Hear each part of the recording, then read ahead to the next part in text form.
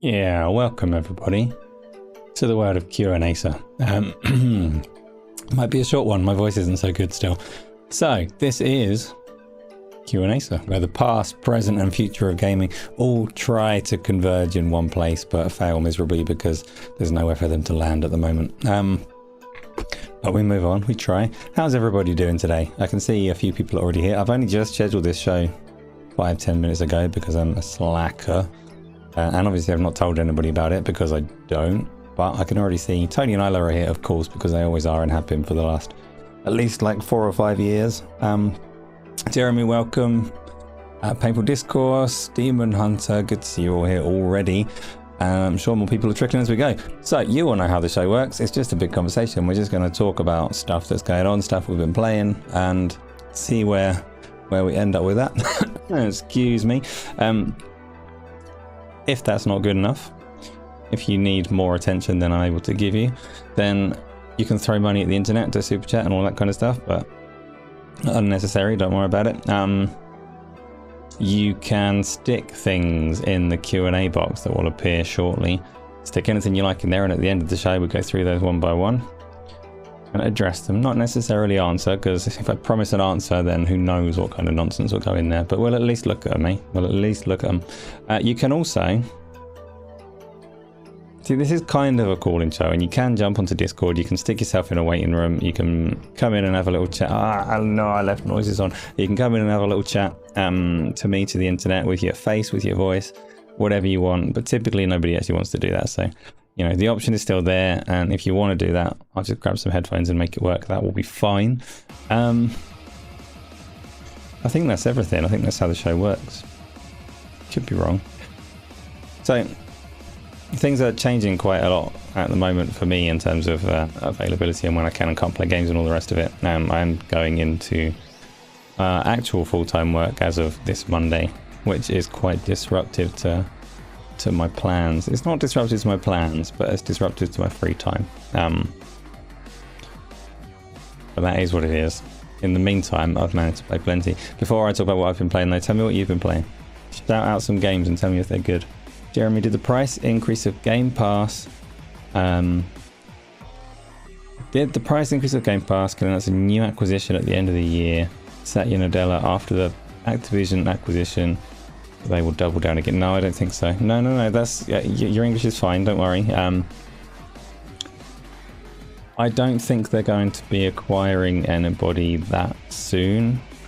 So, and not because they're not trying to compete anymore, but because everybody through the industry is trying to shrink, not grow. They bought Activision Blizzard King very much during the boom when everybody was hiring as many people as they can. And they landed that acquisition 2 years later when everybody was laying people off trying to get smaller. So you can still, like, both things can be true at the same time. They can acquire somebody whilst also trimming people everywhere, but it is a little bit grim when it happens like that. So no, I'm not expecting them to go and make any big acquisitions that soon. And I think it would be fair to raise eyebrows at them if they did. Game of Passion, you played some Concord yesterday and it was okay. I was really tempted to pre-order the PC version. If you pre-order the PC version, you get the same early access as everybody's got on PlayStation, but you get it for yourself and 4 friends. And I know a lot of people are eager to try the PC version, but have settled for the PlayStation version because you can get on that one without paying beyond the PlayStation Plus subscription. Your eyes hurt? Of course they do. What else are eyes for? Don't get me wrong. Gaming with Passion, I have to wait for next week. I've got no time to play games this weekend. I've played no games today. I will not play any games tomorrow, which by the way includes the community games night. I cannot do the community games night this time. Yeah, my hot chocolate's got massive skin on it. I'm chewing it. Chewing my hot chocolate, but you know. So, ordinarily, I should have said this in Discord, I should have let everybody know very clearly beforehand. So tomorrow morning I have to wake up, like, leaving the house at 5 in the morning, so I need to leave up horribly early. I need to, that doesn't even make sense. I'm already tired, so I need to sleep early today. And I start this new job on Monday. So I don't want to wake up at 4 in the morning and then stay up late playing games and then be shit on the first week of my job. Plus obviously there's the football going on and all that kind of stuff, which overlaps a big chunk of it. So I'm hoping that in my absence, maybe community games can still happen. People will want to play things and we'll talk to each other and get something organized, but that doesn't happen often. So if anybody wants to put out a call for people to play games with them tomorrow, then that would be wonderful, even if it's Concord, but it can be anything else. Painful Discourse killed the last boss of Shadow of the Erdtree during the Xbox Series podcast, but still playing it. Going to, excuse me, every nook and corner of the DLC, checking if you got everything. So did you find it difficult, Painful Discourse, relative to like the base game, to Elden Ring? I haven't finished the base game of Elden Ring. It is on my list. Oh, my list. A precious list. It's so long.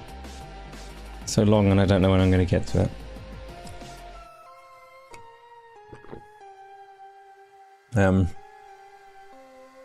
Yeah.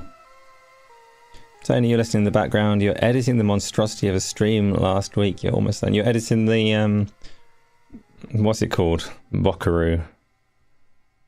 Oh, I don't know why I can't get this name to stick in my head. Bakaru? Bokura. Something like that. The game that we played. Thank you, Bokura. Yeah, okay.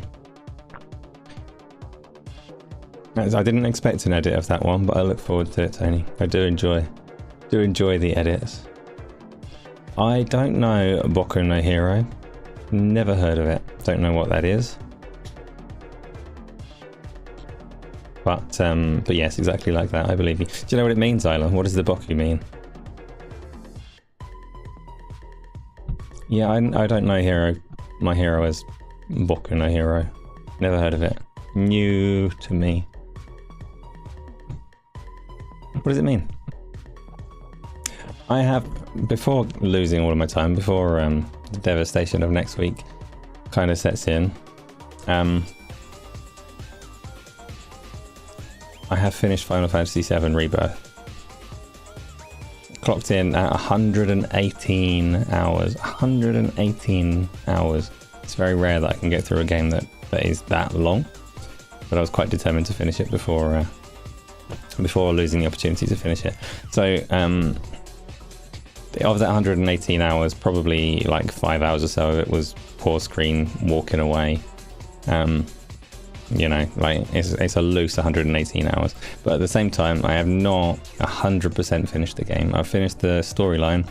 I've not done every single like extra thing that there is to do in it. I've probably done an awful lot. I've done a lot of side quests in it, but that game is freaking huge it is, and I figured I'm going to play through it again one day when the PC release comes about, so I will save doing the extra challenges and things for that point in time. Have any of you, I don't hear people talking about Rebirth, so I'm assuming none of you have actually got through it. It is like amazing. No, I'm not reading yours. You're talking grammar, Isla, and it makes me feel small, so I'm just gonna gloss over that. Dave Mac, how's it going? What have you been playing? Your Hunter... Days gone, days done, last big boss now. Chronic, use whole names.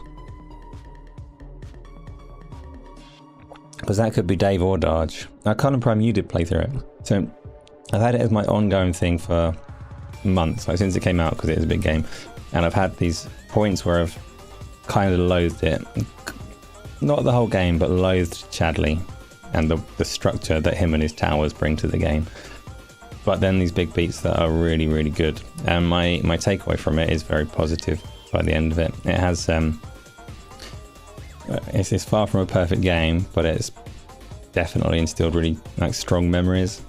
And it's funny because it's got an advantage in that sense, because it's playing on memories from the original version of the game that I played many years ago. And as it turns out, memories from that game stuck more than I may have realised, because you go through things in the remake and in Rebirth and you're like, oh, it's so familiar.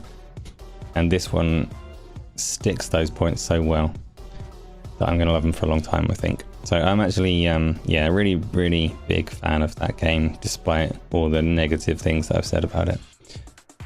So that's nice. I'm still planning to play through Final Fantasy VII Classic and Remake and Rebirth and Crisis Core in my little retro playthrough sessions and all the rest of it. Am I feeling better? I do feel a lot better. I don't necessarily sound better. Like my throat is less painful than it was, but I've still not quite got my voice back. Still struggling for the old oxygen a little bit and spluttering every now and again.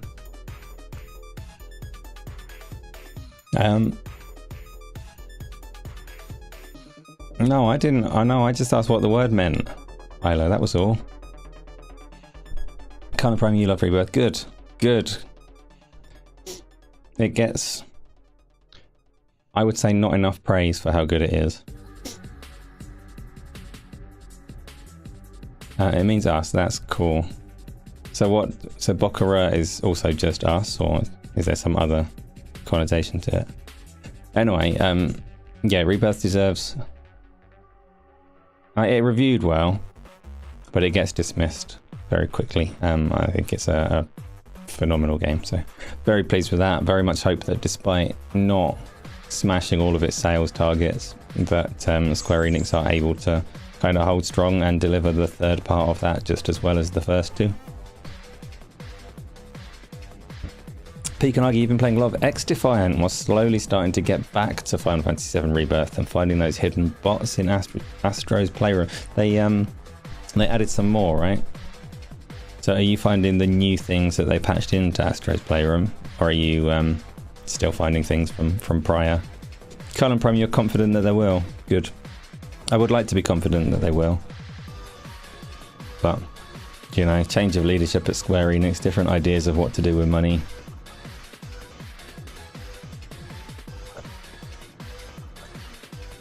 Okay, thank you. I know that. But now I know what game I played.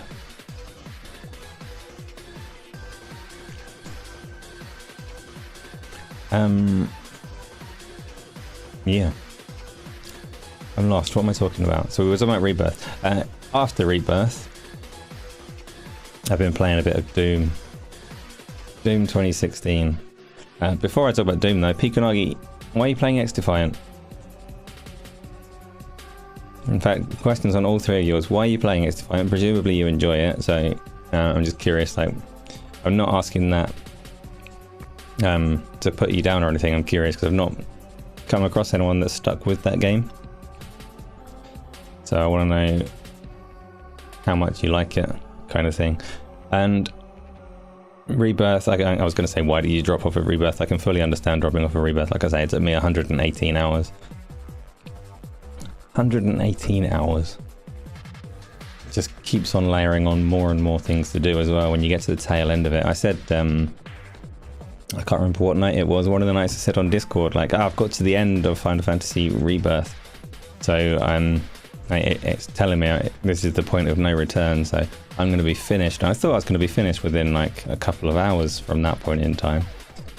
But no, I was at least like 8 or 9 hours away from the end at that stage. The point of no return in Rebirth is longer than the entirety of Hellblade 2.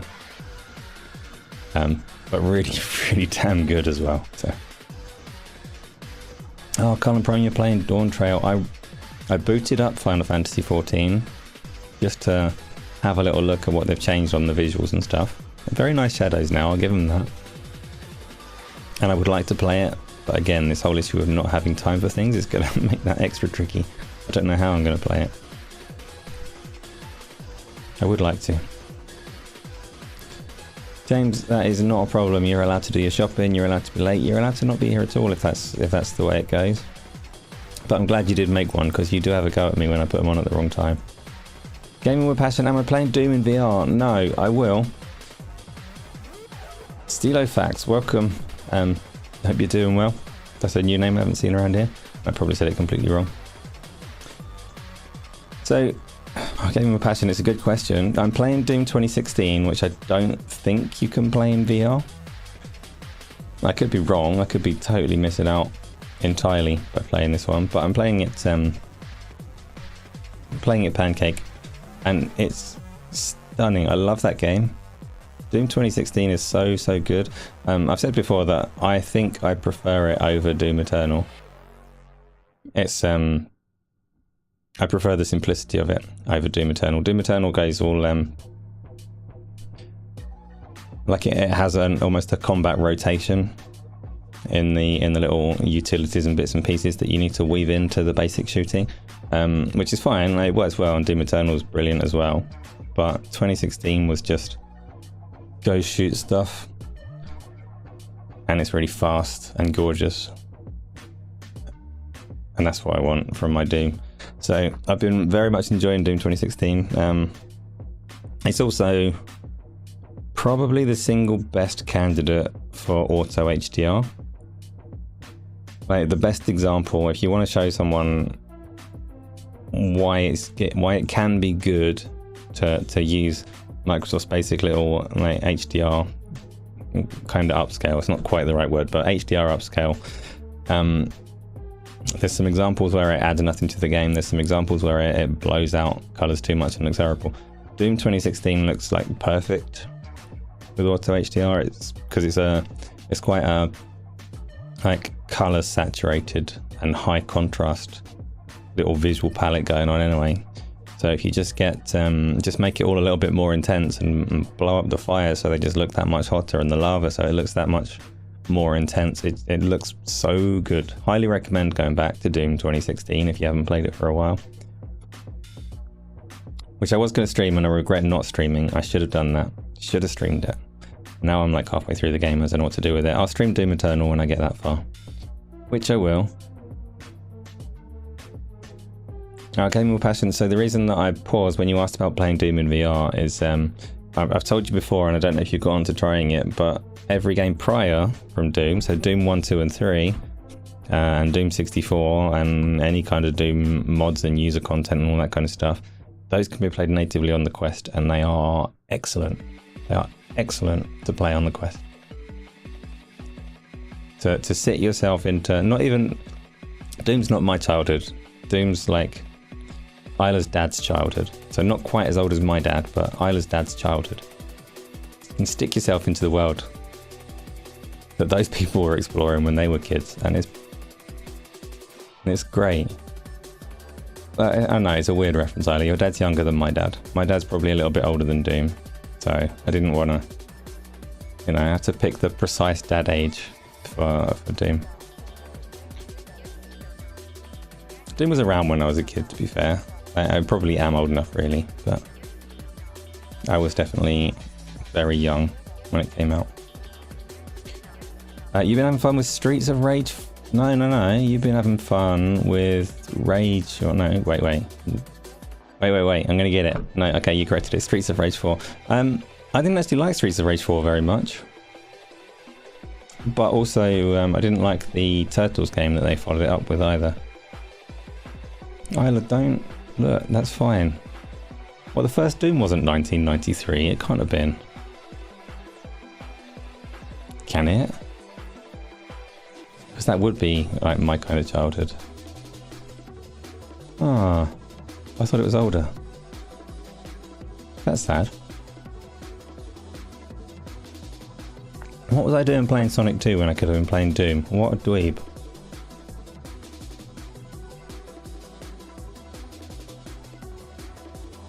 I don't know why it's sad, it just is. It means I did my childhood wrong. Which is in keeping with the rest of the years, but, you know. Oh, it's so warm in here.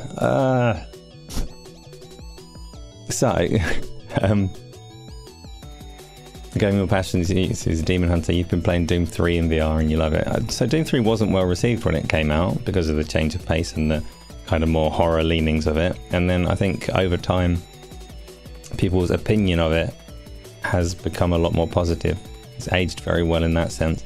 And now if you go back and do it in VR, it was one of the early, the PC VR mod for it was a big like kind of showcase of what you could do with an old Pancake game, bringing it to VR.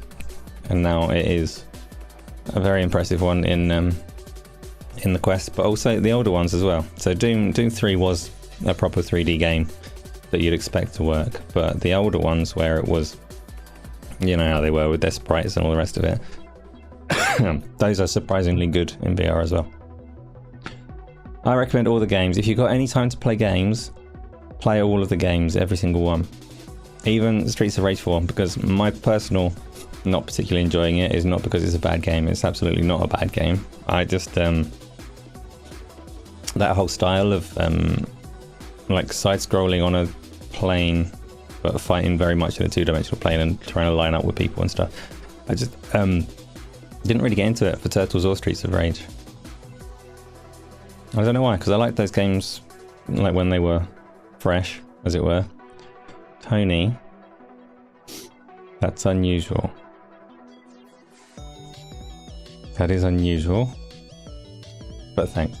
Your first game was Duke Nukem 3D. You're 25 years old now, and you hope they will remake the game. You're so happy that they remake Quake 1 and 2. They're not going to remake Duke. They will not remake Duke Nukem. No, not going to happen. Much as its theme music kicks, it was. Yeah. Duke's a dead character now. They tried, they did Duke Nukem Forever to keep the character going, and then they went, oh, this action hero is not so relevant anymore. People aren't such fans. Maybe I'll go back and play Duke Nukem Forever at some point. All I remember about it is shrinking down and doing a tiny race car level. And obviously its story and its 10-year development cycle and all the rest of it, which is not even that unusual anymore, but back then the 10-year development cycle was wild. So, what else have we got? Doom 2016 I've been playing. We've played and dying a little bit of Power World. Keep giving me games, people. What else have you played? Pancake, VR, and anything in between. And we'll try and think about some of the topics as well. So what are the topics this week? What's been happening in... No, Isla. That's not an appropriate Q&A box. No one's going to touch that. I just read it, like... Black Mesa VR is amazing. Yeah, I believe you. I believe you, Gaming with Passion. I'm going to tell you, I'm going to confess something. You don't need to change it either, it's fine.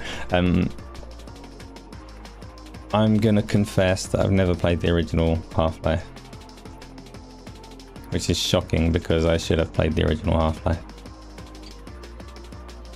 So Black Mesa, the fan-driven community remake of the game, fully playable in VR and all the rest of it. And that will be my first experience of that game. I've seen it, that you start on a train. That's as far as I got. I played the entirety of Half-Life 2 and its chapter 1 and 2 and whatever, you know. I've done all of that. And I've not played the first one. So I'm going to. Have I played Infinite Undiscovery yet? I haven't, James. That's next. I'm at this weird point where I don't know if I regret my strategy for Final Fantasy VII. Because I didn't want to start Infinite Undiscovery until I finished the original Final Fantasy VII. I don't want to have like multiple retro RPGs on the go at once.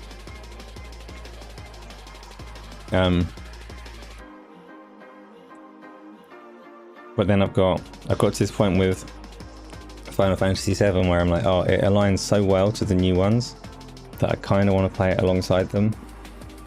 So it's stalled a little bit. I haven't played it for a little bit because I've been thinking I should catch up to that point, like get through Remake essentially before I carry on my playthrough. But then that's put my other retro ones on the back burner, and I really want to get to Infinite Undiscovery and a replay of Lost Odyssey, like various. I want to do Skies of Arcadia as well. I've never done Shining the Holy Ark. There's loads of stuff that I want to play. I think Infinite Undiscovery is likely to be the next one after Final Fantasy VII. Oh, I really want to play Final Fantasy VI as well, because I never have. And that's supposed to be even better than 7 by some people's reckoning.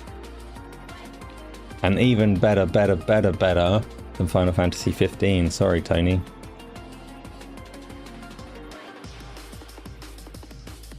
It is still. I've said before, but I didn't believe that Square Enix could make a good Final Fantasy game that would do 7 justice. So I thought remake would be a horrid kind of sacrilege, and they didn't. They made something so good. I don't know how. And then Rebirth is so good. They made mistakes with Rebirth, with the Chadley Ubisoft structuring of it. That game would be so good if they just took it out.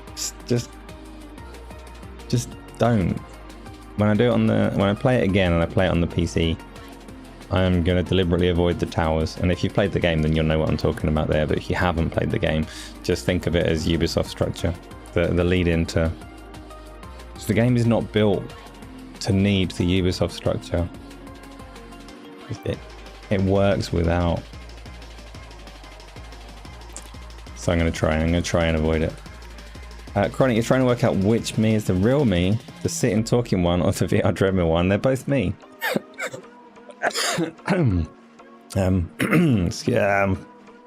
Yeah, they're both me. So neither of them are real. Just James, you want to play Kingdom Hearts? I'm still... I haven't played Kingdom Hearts. And Tony has. Tony, you bought all of the Kingdom Hearts games like a few weeks ago. Have you dabbled with those?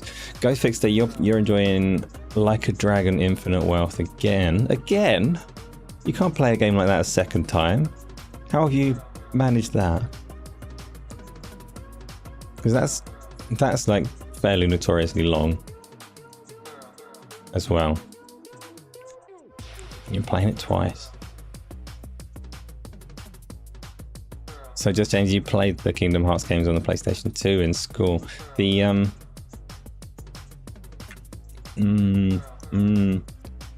So Tony bought, he says there's like 13 games or something. I thought there were 3, but he's got loads of Kingdom Hearts games. I don't understand. People tell me that it's good. But how can a game that features Mickey Mouse and Donald Duck actually be good for a grown-up?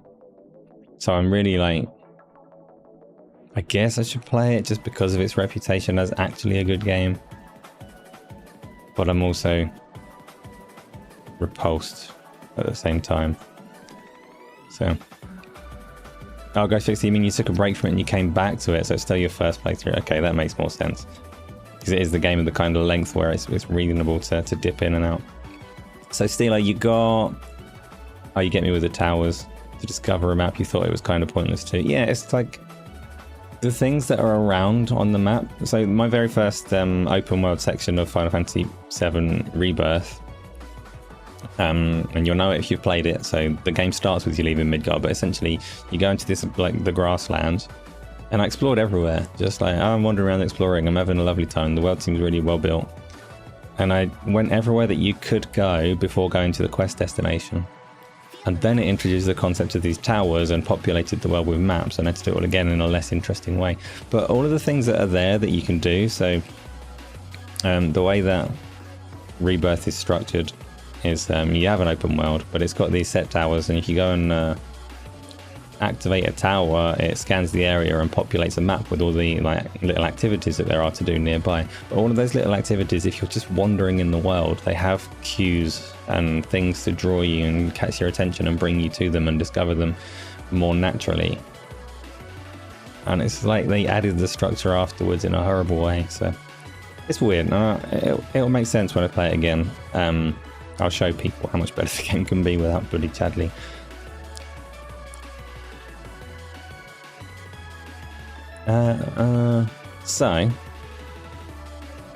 Tony buys a lot of games but never plays them. Our gaming passion, I sympathise then.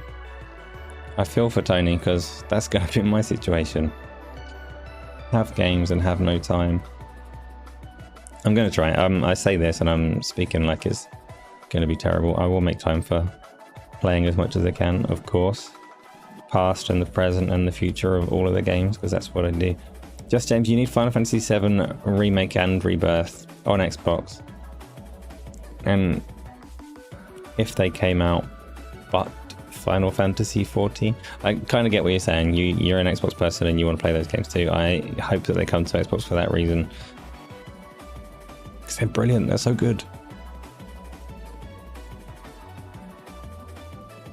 But you would finish them, it's not like 14, so you'd play through 7 and you play through Rebirth, and it would take a fair amount of hours, but I've seen the way you get through your Final Fantasy 14, so you'd get through them a lot quicker than I did, and then you'd get back to your online grind. Right, what else have we got? That Game Pass, eh? Can't bother to talk about that. Does anyone want to talk about Game Pass? Price went up a little bit. Price went up a lot, depending on what distance you look at it from. Pricey stuff's boring. If you look at it from very close, the price of Game Pass Ultimate went up like $3 a month or whatever. And you can say, oh, it's inflation and all services are going up and all the rest of it. If you take a little step back from there and look at the offering over the course of a couple of years, then it has gone from day one games for $9.99 to day one games for $19.99, and it's a much more significant increase. So, like, both are valid perspectives. If you're already an Ultimate subscriber, then it's a small increase that you kind of expect.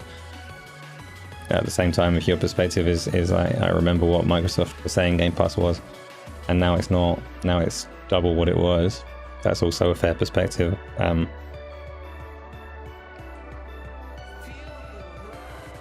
Steeler, have you heard about No One Wants to Die? I hope it's open world. What's No One Wants to Die? I don't know what part of that is the end of the title of the game. Is the whole game called No One Wants to Die? I hope it's open world and has combat. No, I've not heard about it. I don't know what this is. Yes, Isla, Age of Mythology is soon. Are you planning to play it? Are you going to do the campaigns? It's August, right? For Age of Mythology. We've got Flintlock and Dungeons of Hinterberg coming this coming week. Katsunagami, or whatever it's called, Path of the Goddess, is towards the end of July. Age of Mythology is in August. There's some other stuff. I think Space Marine 2 is September. What else is coming this year? That's because Avowed is coming whenever it is. Indiana Jones, you know, loads of stuff. When I play Age of Mythology, I don't know. I want to.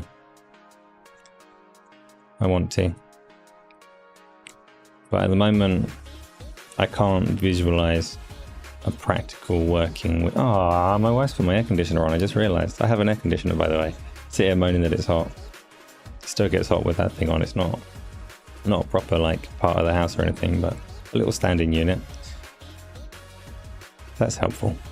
So, yeah, I would like to play Age of Mythology. I would like to play all of the games that I just mentioned and many more, as well as all the previous ones.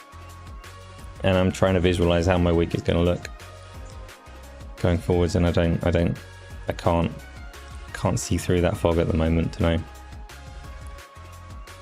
how much I'm actually going to get to do and how I'll get to all of the things that are coming out.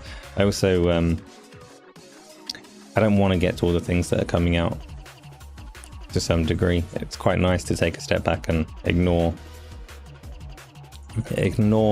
the news beats and marketing cycles and just play whatever you feel like at any point in time. That can be quite a refreshing way to engage with games, I find. I think 2016 is really damn good. So are old games, and so are new games, and so are VR games.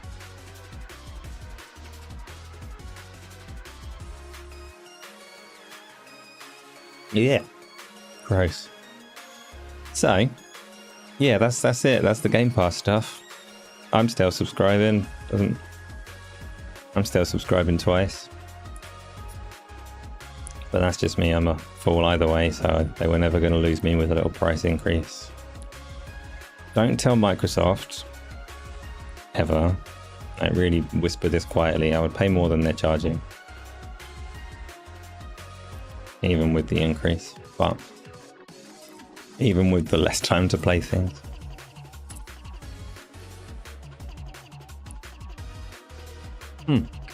Tell me more stuff. I've run out of things. I don't think I have any particular topics, and I did need today to be a short show, but I wasn't thinking like 45 minutes short. Positivity is overrated. I think it's underrated, Tony. I'm just I struggle to find it sometimes, but if you have it, it's nice. It's nice.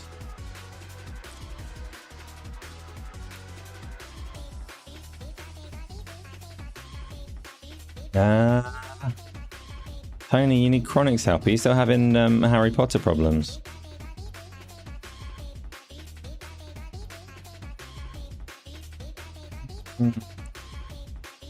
Well, so what's this Steelfax? What is this?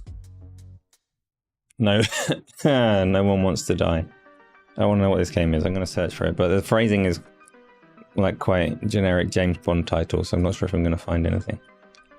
Beyond YouTube. I've already forgotten what is it? No one or nobody? No one. No one. No one wants a waist over 9 inches. No, what are you talking about, Google?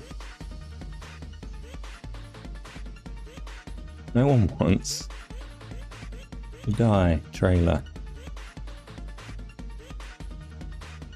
No one wants to die cinematic announcement trailer from 4 months ago. Official gameplay trailer. I'm not going to game trailers or punish. They're not worth anything.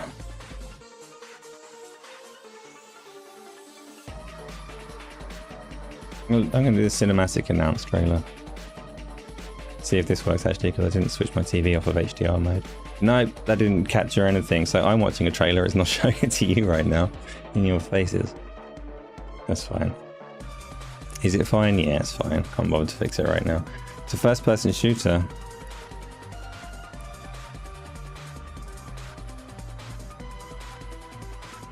ACS? What's ACS, Tony?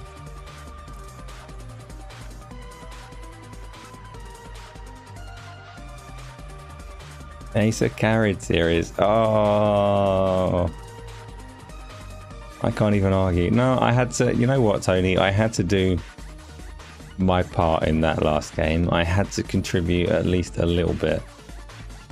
You can't deny it. So, you're welcome.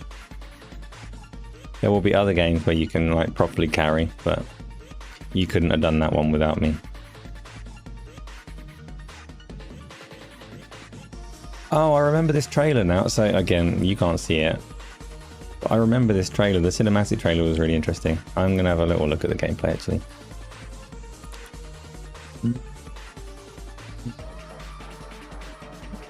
Even though I can't. I could show it to you, but I'm very lazy. Oh, well, this is well long. 14-minute gameplay thing. But it looks well good. What's going on here?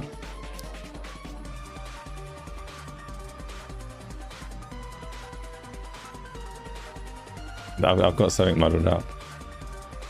This, like, the 70s vibes that you describe.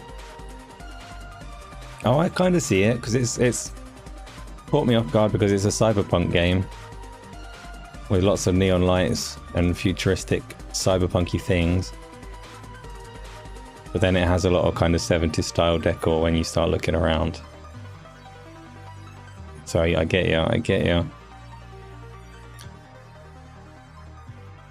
Let's skip forwards a little bit. I wish I could show you this. I'm gonna...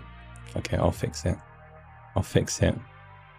I'll fix it, but things might go janky. So, keep talking while I have a look at this. Oh, wait, there's no one here to talk. I'll need to murmur. How is my stuff set up? I can't remember. Yeah, I can. So go here. Go here. That should have been capturing correctly. Everything should have been fine. Why didn't that work then? If I press this again... Oh, it just didn't work for no reason. So this is the game.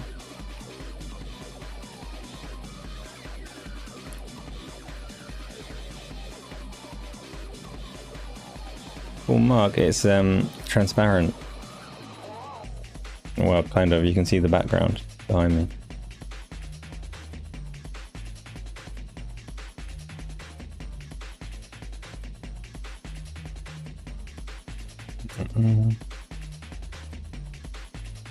You know that it's first person, you don't know if there's any shooting, so they don't really get to shooting within the scope of this trailer. So yeah, I get the 70s vibe, but at the start of the trailer I'm going to flick back and be really awkward. It opened up. No. Oh, what? This isn't the same thing I was looking at all. Fuck's sake, I'm so confused by myself. Scanning. Yeah, this is where I got to. Like, 70s vibe, and I looked at this and went, it's not very 70s, it's not. I mean, I know I wasn't alive in the 70s, but this doesn't match what I understand of that particular era. Then it starts going more intimate and you can see where you're coming from. I have seen nothing in this trailer that would make me think I don't want to play this. So I'm with you, I will give it a go.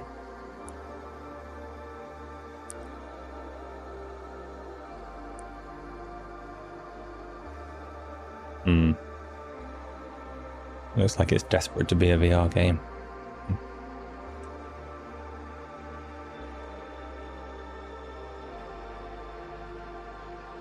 Okay, so with that out of the way, what else has happened this week that's topic-worthy, newsworthy, things to discuss from the world of gaming stuff? There's a VR game coming out, and actually there's a VR showcase coming in August that they're calling the AAA VR showcase, which is a stretch because, you know, indie can't support AAA budgets as we know them, but it's featuring pretty much all of the cool VR studios that have made good games in the past. It's got like Endreams and Vertigo and Servios and all these kind of people, as far as I know. And Endreams revealed a nice competitive shooter that we're going to play, which I can't remember what it's called. But, Tony, do you remember what it was? It's not often that you get like an interesting looking VR game to talk about, because obviously it is a very dry market with much more limited interest than the others. Gaming with passion, any FPS game that you see, you think if you can play in VR, just, you got to expand your horizons and think that about every game regardless of perspective. Have you played many games, Demon Hunter, that are VR but are not first person in the traditional way? You hope that it has some combat. Yeah, this game looks like it needs some combat. I'm not a big puzzle person. Oh, I need to play Control as well. Need to play Control. Really need to get through that properly. Not need, that's the wrong word, but I want to play Control.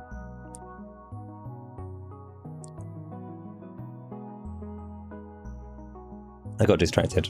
Tony, come back. Tell me what the VR game was. Or Demon Hunter. I put it on the Discord. I could look myself, but I'm exceedingly lazy.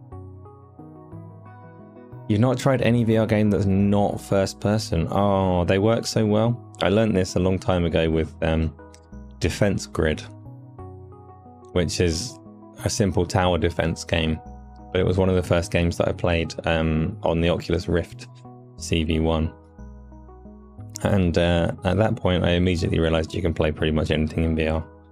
There are some things that are difficult to traverse and stuff, but for you, Gaming with Passion, you should try Demio as an example. That's not first person. There was an Oculus game called, I think it was called Landfall, that was like Commandos kind of perspective, looking over a battlefield, controlling the units from above. Dollhouse perspectives work brilliantly in VR. They really don't have to be first person to be good in that medium. There's lots of things that I would like to see VR do, but needs an audience, needs a bigger market before the budgets are there to make those kind of games that I want to see. Crazy Taxi open world. What do you think of this approach on the arcade driving game? Yeah, they've just said that it's not just open world, is it, Tony? It's online as well, right? So I wouldn't necessarily say massively multiplayer online, but it's a shared open world with other people.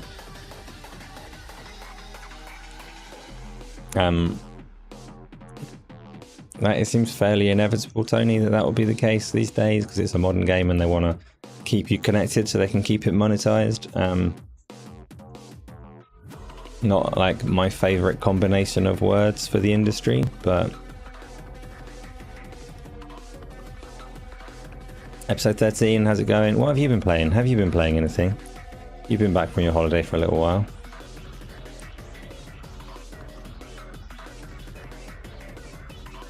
Yeah, Tony, I don't have a huge amount of faith that the always online Crazy Taxi is going to be good.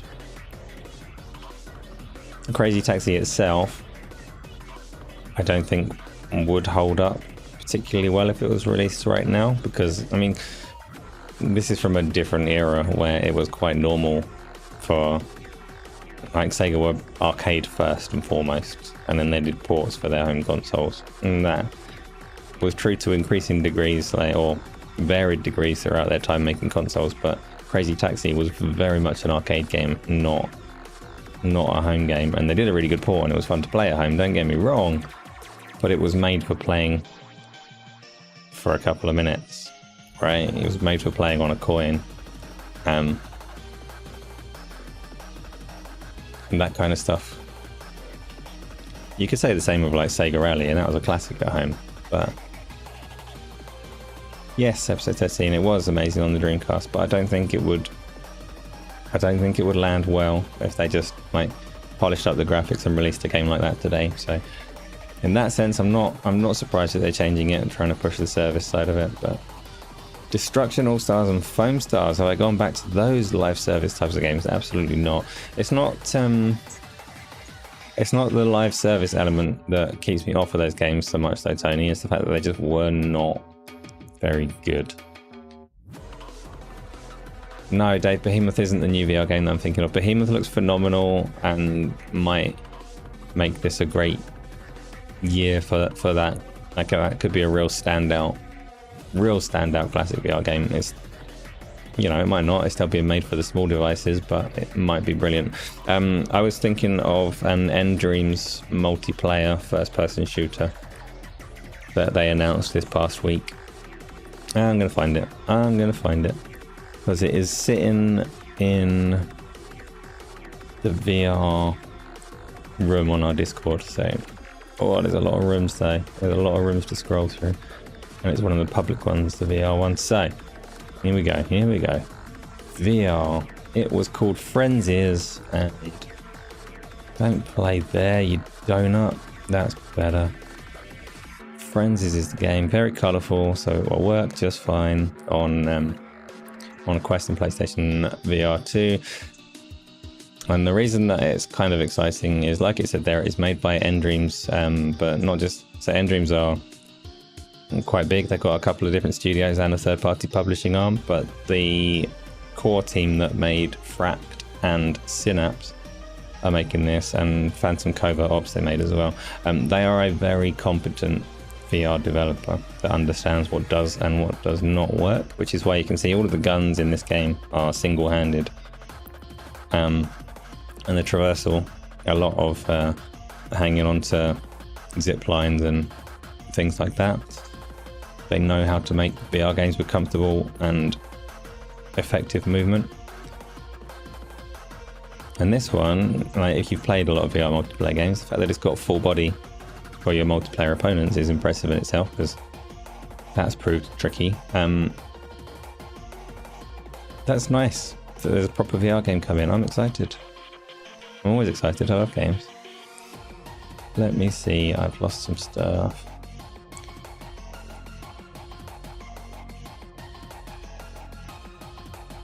Gaming Passion, the game design of Crazy Taxi is outdated. It is, but it's also just made for a different time. I'd say the core structure and design of the game was made for an arcade, and arcades don't exist anymore, so... What community games today? There are no community games today, episode 13, and there are no community games tomorrow. I'm sorry to disappoint. I'm sorry to disappoint, but you have to wait. Tony, you have it on your Steam Deck with Offspring soundtrack. Screw the music industry, whiny babies. Can you not get... Are there versions of Crazy Taxi that don't have the licensed music?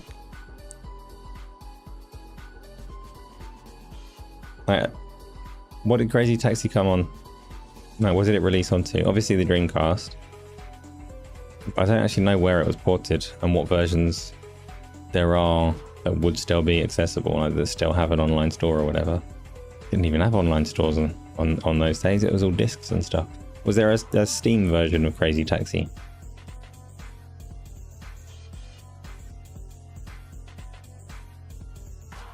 Pikanagi, there's rumours that they're doing a remake as well as a live service reboot. If there is a remake, then that'll probably just be, I don't know where they would put that. They're not going to sell that as a full price game at all. Chronic said there's no community games. Yeah, I apologise for that. There will be community games next weekend. They're not definitely Saturday and Sunday, because the Saturday ones didn't really pan out so well. I've got my Tony co-op sessions earmarked for the Saturdays, but definitely community games are coming back, and ideally, if time allows, there'll be more multiplayer games in the little weird pockets of time I get during the week as well. Because the community games are the part, like they're the main part that I want to hold on to. Yeah, episode 13, football is part of the reason that tomorrow isn't going to work out. And the other part of the reason is that I do start a new job on Monday, so I can't do a start after the football, like late session of community games. Tony, it's hard to find the music with games because of baby music artists. You need the original ROM for it to work. Yeah, I just didn't know that there were versions of Crazy Taxi that don't have the music.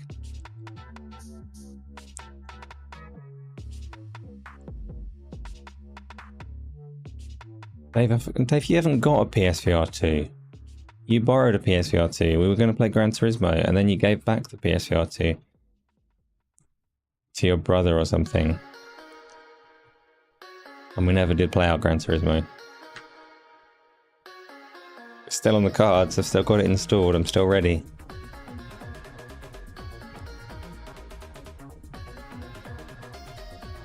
Yeah.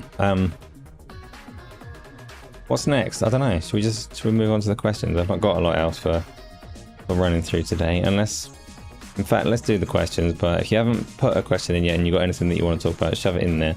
Because I have still got a little bit of time today to go through them. And they're a good way to bring up stuff. ACS is probably not what we're going to go with, Tony. Probably not going to go with that because we've proven and established that actually I need to pull my own weight in some circumstances. And now you know you can rely on me even when I can't see the game. I'm just following your instructions. That went well, right? We did well. There were barely any deaths at that point.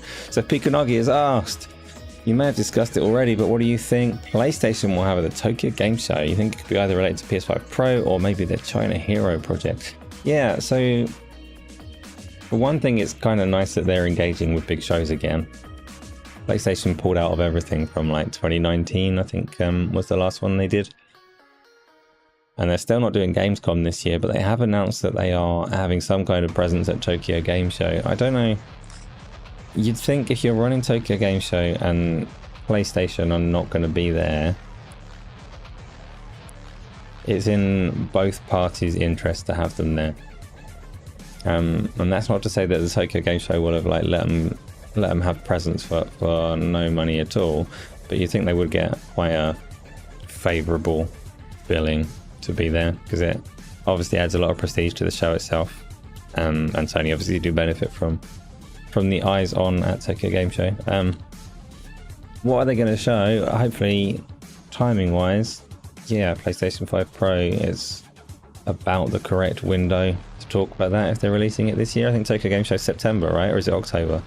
October would be the proper time, like the ideal time to start talking about it. Obviously, the thing with talking about the PlayStation 5 Pro is one, like, on the one hand, we already know it's coming. It's not like a secret, and if people are interested, that news is going to just disseminate further and further. But on the flip side of that, if you do make it official and you do talk about it too early, then everybody knows and nobody buys PlayStation 5s. So they have this awkward window of not being able to sell the hardware that's on the market. So typically, and they did this with the PlayStation 4 Pro, but typically they won't talk about the new version until pretty damn close to release. Tokyo Game Show is pretty damn close to release though. It is September, is it? So I think the PS4 Pro, I can't remember. I looked at some point, but it was definitely wasn't more than 2 months ahead of time that they announced it, like between announcement and release, and I think it might have been a bit less.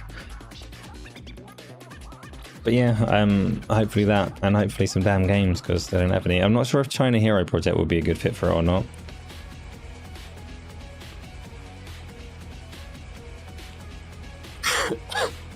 I'm not sure. I am speaking up my ass because I genuinely don't know, but I'm not sure there's like cultural interest or overlap between the Chinese projects and the Japanese like culture, as it were. So they almost might be better off doing China Hero projects like, in the US or something, but I don't know. I don't know.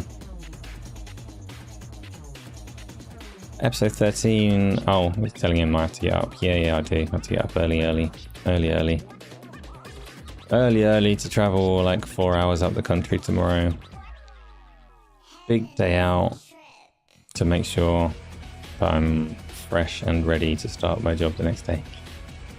Good planning. Yes, 4 hours. At least 4 hours. 4 hours without any stops.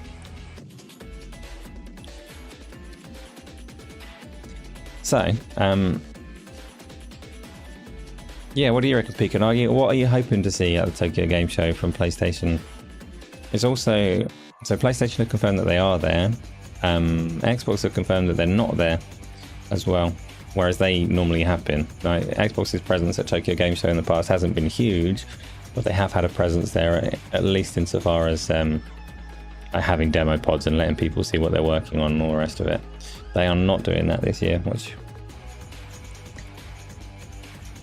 Does it speak to anything? I don't know. Maybe, maybe not. Gaming Passion, do I think the PlayStation 5 Pro will bring enhancements to PSVR 2? I do. Even though I sincerely would say that Sony are completely given up on PSVR 2. Yeah, I think it will, like, the additional power within it will be available to developers for the PlayStation VR 2, and hopefully Polyphony will give Gran Turismo a little bit of love and care for the device. But yeah, no, I do think it will benefit PSVR 2. I don't think that means you should go and buy a PSVR 2, but yeah, I hope so anyway. Pikonagi, you're hoping for something substantial in new first and second party announcements, along with maybe PS5 Pro news. Yeah, they're going to have to. Like, first party, there's a massive weight of expectation in that everybody wants to see them. What is probably more likely, like you say, though, is second party, because Sony have said in their financial updates and official things that they don't have any of their major IP coming that soon. But they are typically very good at filling the gaps with second party stuff, like publishing other people's works. So they will probably start to announce some of the things that they've got coming in the early part of next year, if we don't already know. Which I don't think we do. So yeah, we'll see. Or it could be really underwhelming. They could just be present for the first time in a while, in that they're going to have some PlayStation 5s on the show floor for people to lick and get diseases, whatever people do at these shows. Next question, please.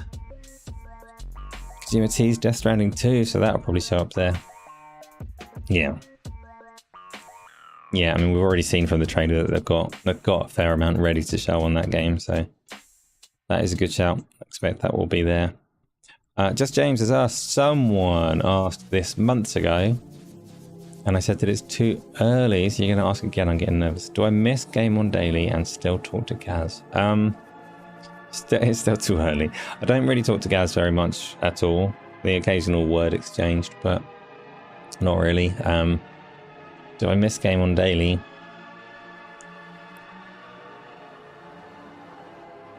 No.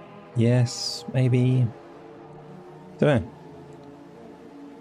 know, James. Don't know. I don't engage with thinking about it, really. So. Yeah, don't know the answer. Like, I saw on the old Twitter stuff, and this isn't like how little I do talk to Gaz. I saw on Twitter that he was talking up starting a new podcast, and I saw lots of replies there from people saying how much they enjoyed Go Live when we did it, the Game on Daily Show when we did that. And that was like, oh, that's nice to see. Nice to see that people enjoyed what we were doing for so many months and years. At the same time, I think at the tail end of that, the obsession with Twitter and console fanboys did me serious like psychic damage. So I couldn't carry it on like that anyway. But don't go on Twitter. I very rarely go on Twitter. I open it up occasionally. Don't know why, actually. Probably shouldn't. But I need to keep up with things, right? And Twitter, for all of its flaws and grossness, is quite a useful way to keep up with bits and pieces that are going on in the industry.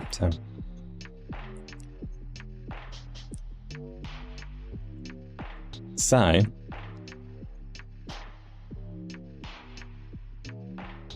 I went on Twitter just to rip on you. That's not me, Chronic. I didn't do that. What do you mean?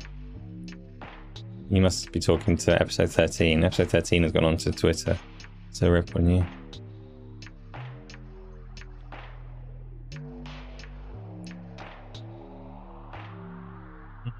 Right. Let's do... Okay, we've got the next question already. Hold on. Immerstein has asked, something weird. Forza Horizon 4 will be delisted in a few months, right? Why is that? In-game DLC aren't possible and online servers are. Why is that? Why is it that in-game DLC aren't possible? Wait a minute. Forza Horizon 4 will be delisted in a few months. Yeah, that's true. Why is it that in-game DLC aren't possible and online servers are down? You mean they've taken the servers down already? And stopped selling things? I haven't touched Forza Horizon 4 to know its like current state. I know that it's been taken down because they've lost music and or car licenses in the way that happens with Forza games. And I know that when it does go offline, if you own it, you'll still be able to fire it up and play it. I hadn't actually considered whether you'll be able to play any of the online modes or not, or whether it'll be a strictly offline game. I guess it's sounding like it'll be a strictly offline game, and maybe they've already taken those steps and already made it a strictly offline game. I thought they were still trying to give people an opportunity to buy it before it is delisted though.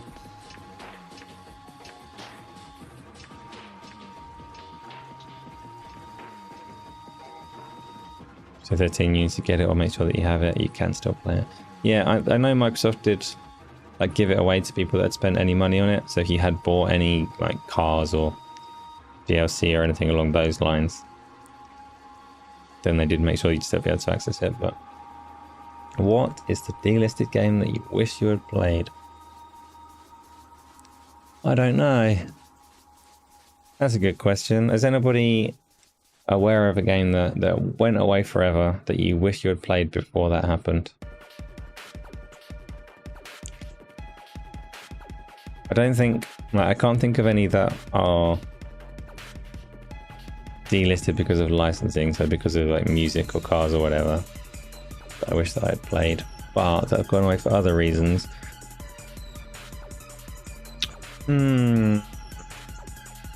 Definitely will be some. There's a few old MMOs that I wish I played before they shut down, but that's not quite the same thing. Oh, okay, so it is kind of the same thing if you're going to go with Final Fantasy XIV before it was rebooted. Yeah, I mean, at least it was rebooted. The other MMOs that I was thinking of, like Star Wars Galaxies and whatever, they were just gone forever. They weren't rebooted. At least with Final Fantasy, they kind of maintained the best parts of it and just improved the rest and let you play a better version.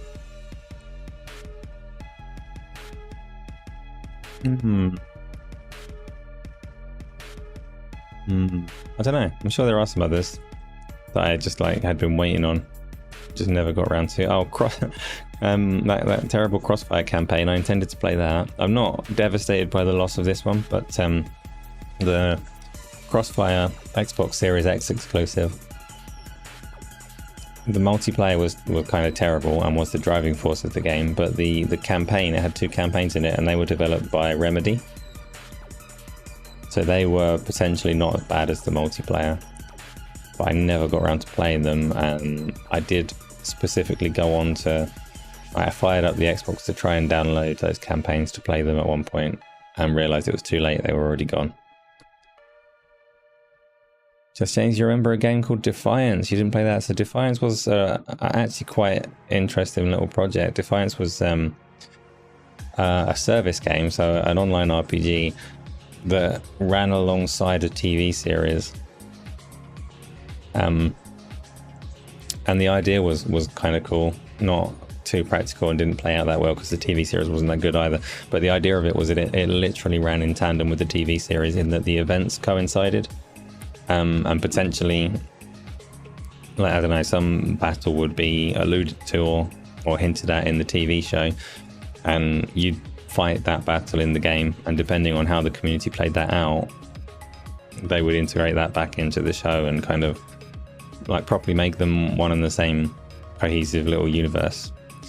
And it just, neither the game nor the TV series was particularly good, and the practicalities and logistics of making game content in line with the TV series was a doomed concept, unfortunately. But it was a neat idea.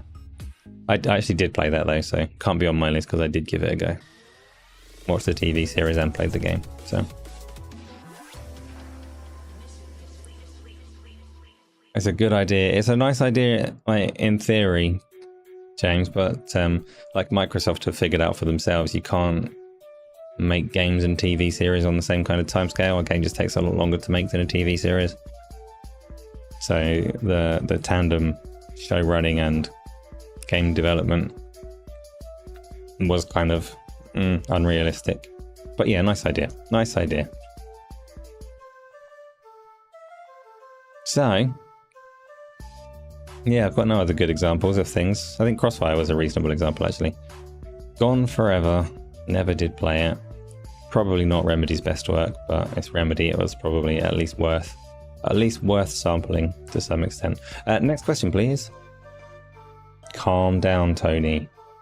Calm down. You're probably on your iPhone, so you're not sure if it went through or not. It's a reasonable question then. Episode 13. Surely, if this show finishes early, you must be playing something after tonight's show. No. As soon as this ends, if it ends right now even, I'm going to pop all the sleeping tablets and do my best to sleep.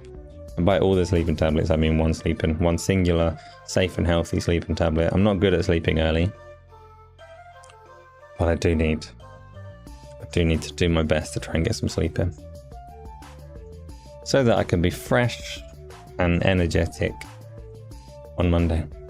Don't know when else I'm going to sleep, so. Do like playing games though, you're not wrong. I do like playing games. No, don't tempt me. Next question. James, you had 12 hours sleep after a 13 hour sleep yesterday. Yeah, I mean, that would probably do me in just as hard as not sleeping, to be fair. Long sleep ruins me, no sleep ruins me. Any amount of sleep actually is going to ruin me. I think I'm just ruined. I'll be fine. Tony, your question has come through. It says, thoughts on Sega having exclusive cutscenes and animations only on PlayStation? We gone back to Soul Calibur time with different characters on each console. Tony, tell me more. What have Sega got exclusive cutscenes and animations for PlayStation on? Something is telling me this is to do with Sonic the Hedgehog, which is even more unusual. Is this the Sonic and Shadow, whatever that game is? Okay. It sucks unless it's like, I don't know, Knuckles bursts in and goes, oh, I love PlayStation, for no reason. That still sucks. Why would you want that? I don't know. I'm not a fan of... I'm not sure this is controversial, actually. I don't like content being locked to platforms and things. I don't like when it feels that way. And there's a big, there is a big difference between a company like Sony paying for a bit of extra for their fans. It's different framing of the same situation, but you can say that Sony have invested a bit of money to give PlayStation players something neat in the game, or you can frame it as Sony have paid a bit of money to keep a bit of content away from Xbox and Nintendo. And without knowing the conversations and intention of the people involved, really could be either thing. So I would lean towards it's the more sinister of the two, and I dislike that. I dislike that there is content being withheld from other people. At the same time, it wasn't controversial when you got some blue skins on Fortnite if you're a PlayStation Plus subscriber, and it wasn't like I didn't see anyone get too upset by any other examples when Xbox gave you, I think there were some green skins for Overwatch or something for being a Game Pass subscriber. Like, if it's not actually valuable content, then I'm not sure it's more disgusting than the usual. I'm not a fan of microtransaction games in general. I'm not sure that platform exclusive cosmetics are the biggest problems facing like the industry at the moment. So don't know, Sony, don't like it, but there's a lot of bigger things to complain about first, I think. Actual characters and whole cutscenes taken away trash. Yeah, I mean, massive example still being Spider-Man from the Avengers game. If the Avengers game had landed and been really, really good, and the only way to play as Spider-Man would have been to get the PlayStation version, like that was a disgusting little bit of maneuvering to keep that exclusive. The way that Destiny used to be with whole strikes, which were like fairly primary content for that game. You'd have a whole strike be exclusive to PlayStation for an entire year. Disgusting little deal. Excuse me. So yeah, I'm not a fan of that kind of stuff, Tony. I don't know what this content is, if it is like anything meaningful. It's hard to imagine it being that meaningful when it's just Sonic. Episode 13 Destiny was ruined for you because of Sony, so you stopped playing. It launched in that state though, right? Like this was day one Destiny, where Sony had the exclusive strike, and then for every major expansion afterwards until they left Activision. I don't know the timing really, but I think they did eventually come to Destiny 1, but it was a year of exclusivity. Destiny 2 is meant to be good. Dave Mack will tell you on that one. Dave Mack, are you still playing Destiny 2? If you're still here, I know you got straight in on the most recent expansion and you liked it for at least a couple of days, but I've not heard anything about it since. James, do I think that Xbox Game Pass will get better, like include DLCs like Ubisoft Plus in the future? No. Short answer. Game Pass Ultimate included the Hivebusters DLC for Gears of War, and there have been a couple of games that have. There was one recently, the Savage Planet one, that had been in Game Pass before, but they put the new complete edition in that includes the DLC. It happens from time to time. It just gets slightly complicated. There won't be a tier where they say subscribe to this tier and you get all of the DLC for the games, because that's too broad of an offering, because then people would expect like full expansions for games to be included, whereas it seems fairly key to Game Pass, because it is the price that it is. It's fairly key to Game Pass that people can then spend additional money on those games once they're playing them. So I don't think there will be. You're right that the Ubisoft Plus one and the EA one give you they don't give you all of the DLC, but they give you like the best version of the game when it launches. So whatever they're not like the physical statue edition or whatever, but if there's a version that includes a certain amount of season pass content or something like that, that's the one that you get. But on those services you're paying like 120 quid a year or something, and you're getting like 2 or 3 games usually. They've been a little bit better recently, but they're not massively out of pocket in the way that Game Pass kind of is in terms of the value proposition. So you thought Ubisoft stuff was in Game Pass or something, EA Play? No, Ubisoft Plus, if you get Ubisoft Plus, the premium subscription, you can use that on Xbox, so you can have the Ubisoft subscription, like the proper one that has the best versions of all the games day one. You also get Ubisoft games do drop into Game Pass relatively frequently on a like ad hoc basis, not as a promise that you're going to get all of them. It's quite common that they do go in there eventually. It is not part of Game Pass.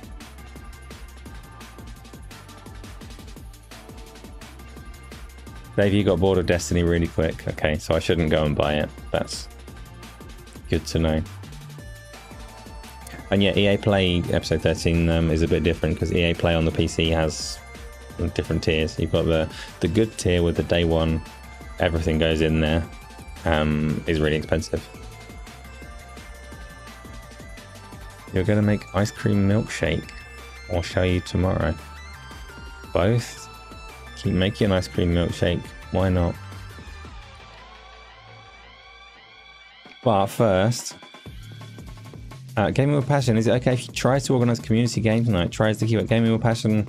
Demon Hunter, I would love it if you try to organise a community game tonight. This is what I said from the off at the start. I'm not there, but if the community want to play games together, that would be great.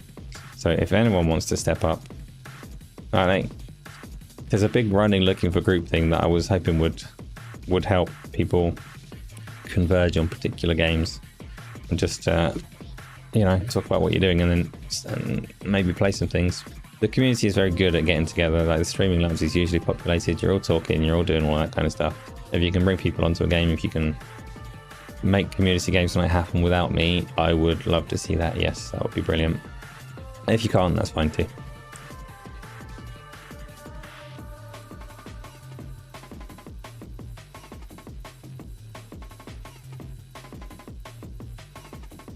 And if you try and organize it and find that it's a nightmare and everyone wants to play different things and you just can't get it together, that's also, don't stress on it.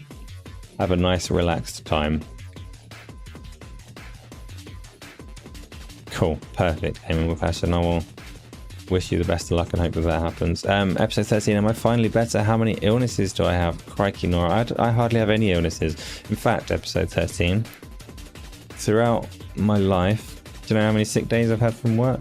It's easy to count because it is 0. Do you know how many sick days I had from school? I don't know if primary school and that, but secondary school, I got sent home with blood squirting out my finger once, but that was less than half a day, so it didn't count. So also 0. I'm not a sick person. I never had any time off sick for anything. My immune system is not that amazing. I'm just stubborn. I'm just stubborn.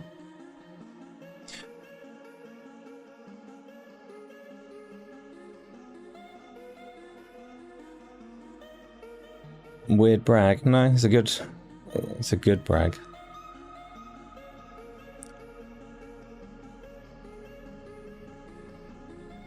It's a good brag. Especially like when episode 13 is implying that I'm ill all the time. No, I'm not. I'm the least ill person in the universe, actually. Thank you very much. Pretty good brag. But I do have a slight tickle in my throat, right?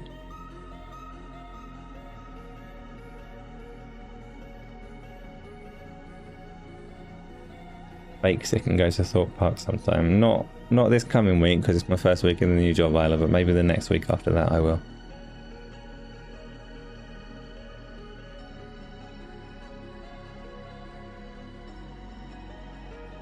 Yeah, going to Thorpe Park too.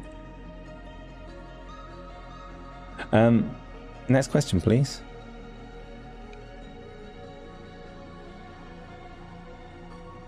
if there are more. Isla's laptop is being slow. She's gonna cry.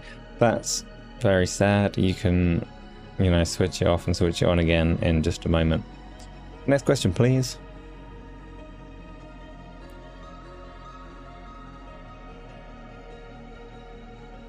You already did? Well, then it should be lightning fast. What have you done?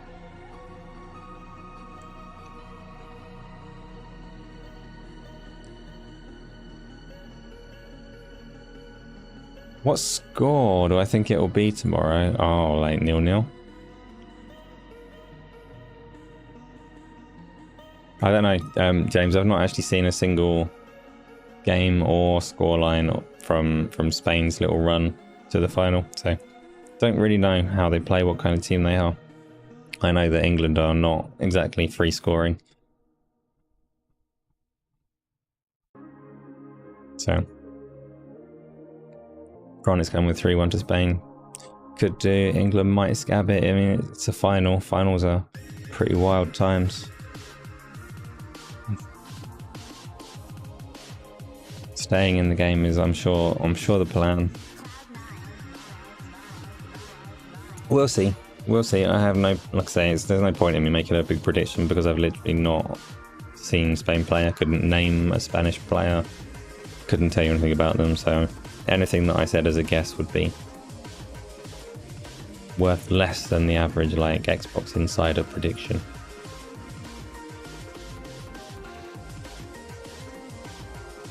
So, any more questions?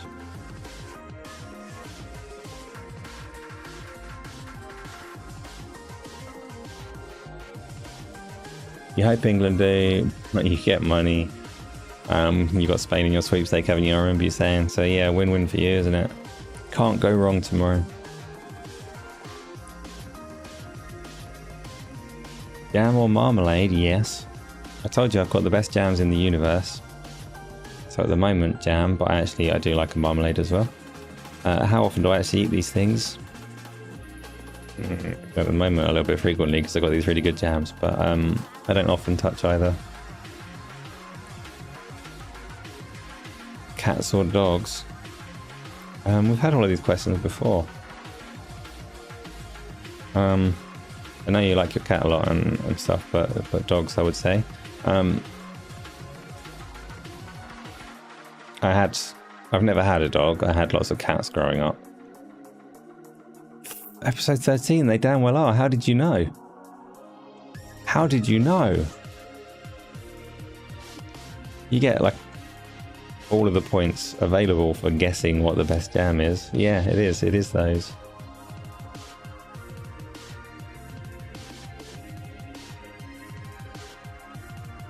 Well done. I did not expect guesswork on the jams to come through. You wouldn't like it, I know, it's not smooth.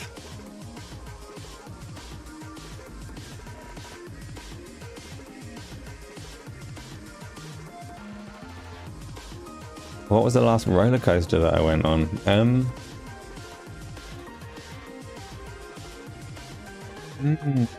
Does VR count? I've actually not done a VR roller coaster, so it wouldn't make any difference.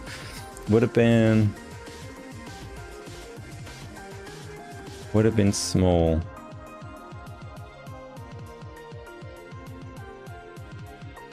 Probably would have been at Chessington, I'm gonna guess. Would have been with my kids. And they're not into roller coasters and never really have been, so I don't know the answer. I don't think I know of Saw at Thorpe Park.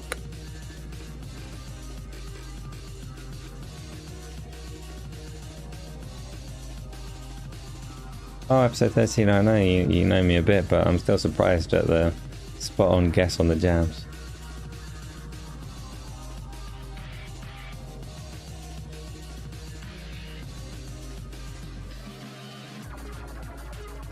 I cannot envisage a trip to Thorpe Park in the near future either.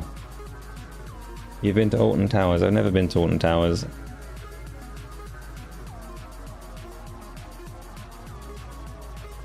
Sick day. Oh yeah, I suppose I did say, didn't I? But you know, how could I tarnish such a impeccable record of good health?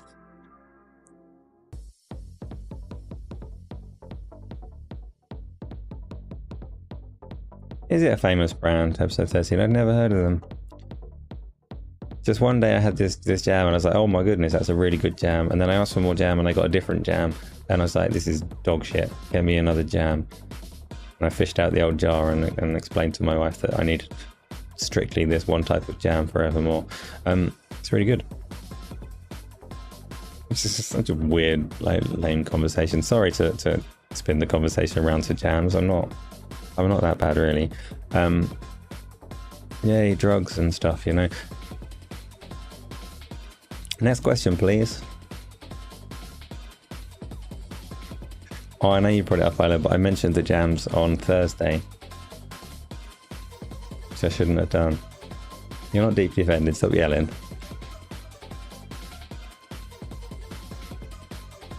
You got a great sample for my jam comments, oh no. Do you like zoos? No.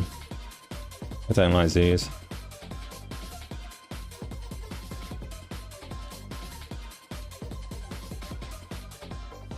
I'm trying to think why I don't like zoos. They smell. They're crowded. People more so than animals. When my oldest boy was small, he fell and smashed his face at a zoo. Wasn't a pleasant memory. Yeah, no, not a big fan of zoos. Sure, they're not overly pleasant for the animals that are there. I guess if there were no zoos and I hadn't been dragged around a few of them, then there would be lots of animals that I had never bared any kind of witness to. So, like, they're not all bad, but no, I'd rather not go to a zoo if I can help it. Isla, today you learned the Greek word for giraffe is basically camel leopard. Well, yeah, that's what they're called. Good. I have no comment or additions on that one, I'm afraid. Chronic, where's the two Pete's today? You're not seeing either of them. So Peter Morland struggles with Saturday evening as a time for the show. He's told me as much. He will be around, but you know, he's a social creature, so seems to make Sundays most of the time, so I'm sure we'll hear from him again soon. Other Pete? Don't know.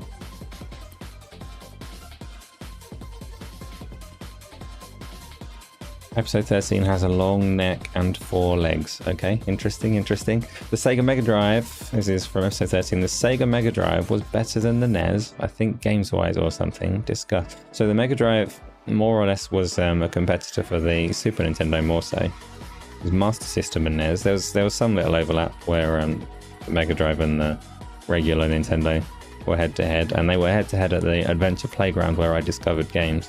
They had a NES and a Mega Drive. You definitely get a lot of pushback if you said that the Mega Drive was better than the Super Nintendo, or probably the regular Nintendo. A lot of people would disagree. Personally, it was my preference because Sonic was a much cooler character than Mario. And I liked a lot of Sega stuff, but I don't know. I was always like, I owned the Mega Drive, and I had a friend like opposite side of the road from me that owned the Super Nintendo, and I would very happily play both of them. Loads of Smash TV on the Super Nintendo. Super Smash TV, I should say. Didn't the Mega Drive have better versions or something? No. They had their arguments about which one was better and which one was worse, and it was game by game. And there were some really weird examples, like Aladdin was a completely different game. Aladdin with the same name was a completely different game between the systems. But no, so there were some examples, like if you had the Sega console, you'd have your red blood in Mortal Kombat, and Nintendo didn't like blood. But by and large, I think normally the Super Nintendo had the performance edge if there was a game available on both. I think. I could be wrong, and there wasn't a lot in it. There was also a lot of like difference in the games. You had things like Street Fighter 2. You could say one performed better than the other and one didn't, but you had like a Hyper Street Fighter 2 Turbo and Street Fighter 2 Championship Edition. Like they were different versions of the game between the consoles. There was less commonality in the ports and things. So not as simple as one being better performing than the other. Africa Alive Zoo in Lowestoft. It's decent, loads of space, decent large size enclosures for the animals and great it. I believe you, Chronic. I do. Yes, James, your girlfriend went to Africa Alive and that was the last time you saw her. That's a story and a half. I hope she comes back to you one day. Isla needs to piss, so I need to rush through these questions. Next question, please.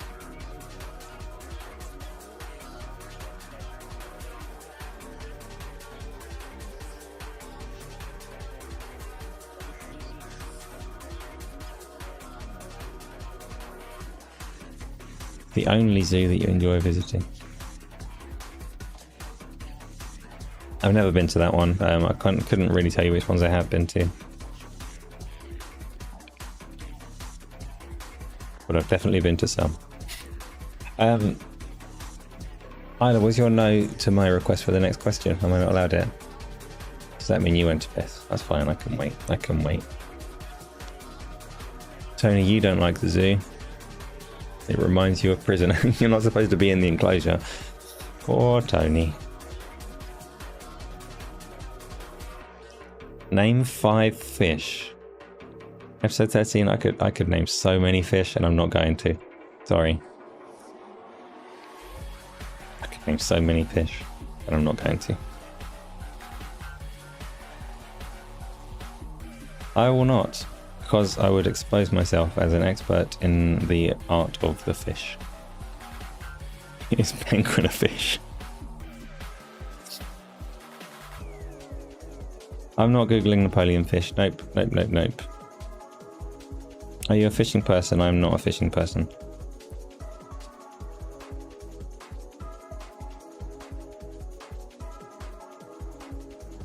I do not collect tropical fish.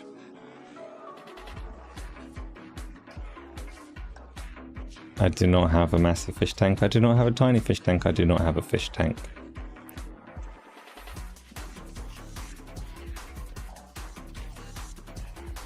I will not show the people. Oh, fine. Hold on. This had better not upset me. I'm going to look for it.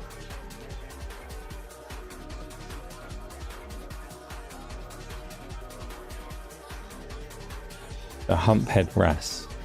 Napoleon fish. What? This is the fish from Seaman. It's not a super exciting series of images, but for you, fish. Lots of fish.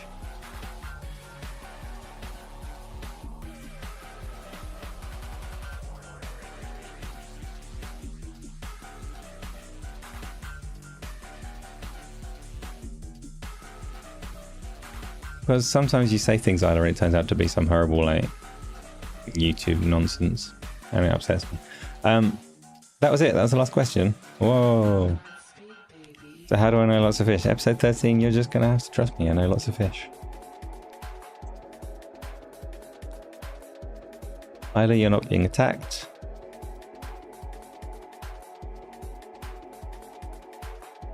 James, the chat being laggy. That's weird. I would expect it to be the other way around, if anything. I'd expect the chat to happen like as you type it and the feed of the video to be delayed from there, but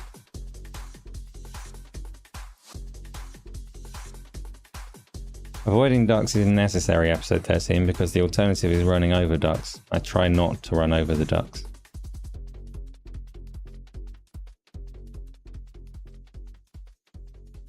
That's always delayed. But your own messages aren't delayed, are they, Chronic? Like if you type something in chat, that's got to be immediate. So that must be really awkward to have conversations with other people if their messages are delayed.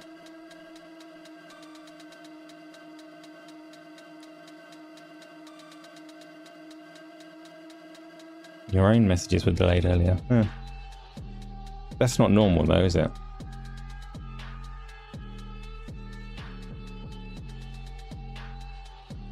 I'm free, I'm going to sleep. I am. And you can go and piss. That's also absolutely fine. And I've still got those stupid fish all over my screen. Go away, fish.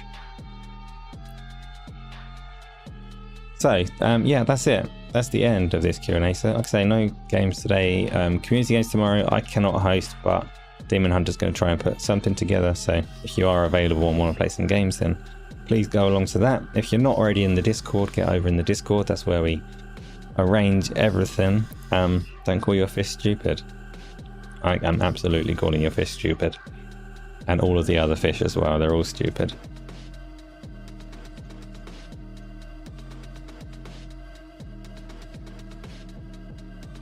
I'm over the bug already, Chronic. I'm right, just a slightly tickly throat. But thank you for the well wishes. I hope you're all doing well. Hope you enjoy your games and everything else that you're doing this weekend. I will be next online. I'll try and stream something on Monday, probably. If not, then definitely Tuesday. So I will see you around the Discord and all the rest of it. Good night.